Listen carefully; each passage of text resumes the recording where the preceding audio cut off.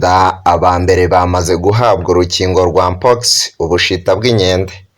Mu Rwanda hatangiye gutangwa urukingo rw'icyorezo cya Mpox gikomeje guhangayikisha isi, by'umwihariko akarere k'ibiyaga bigari muri Afurika.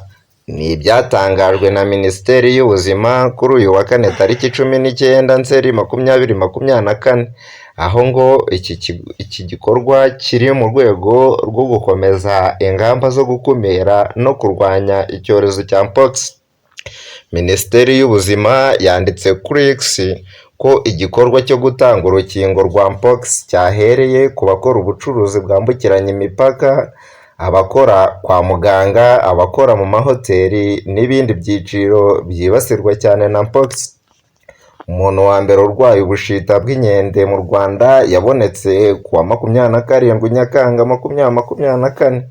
Minisiteri y'Ubuzima Dr Sabin Nsanzimana yari aherutse gutangaza ko abantu bagaragayeho indwara ya Mpox mu Rwanda ari abaturutse mu bihugu bituranye n'u Rwanda, ko ariko u Rwanda ruhanganye nacyo hirindwa abakongera kukigaragaraho.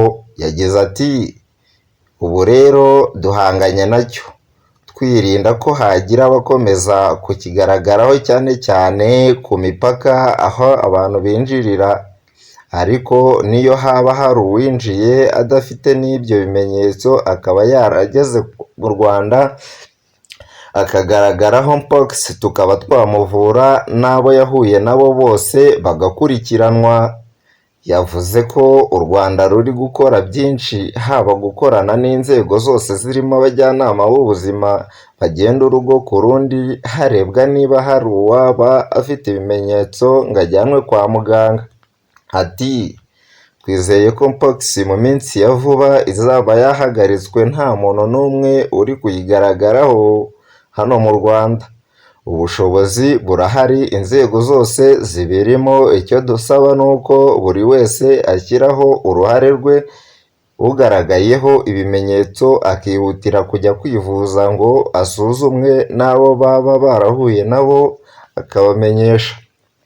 Indwara ya Mpox yandura cyane cyane binyuze mu gukora ku muntu uyirwaye cyangwa amatembabuzi y'uyirwaye.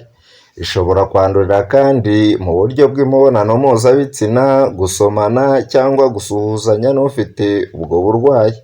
Ibimenyetso ku muntu wayanduye bitwara iminsi 3 n'iminsi 14 kugira ngo bigaragare.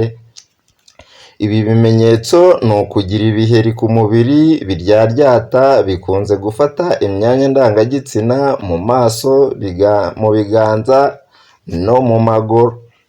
Ibindi bimenyetso ni ukugira umuriro, kubabara umutwe, kuribwa mu ngingo no kugira amasazi. Gusa byagaragara umuntu akavurwa, nyuma y'ibyumweru 3 yavurwa agakira adatinze kwa muganga.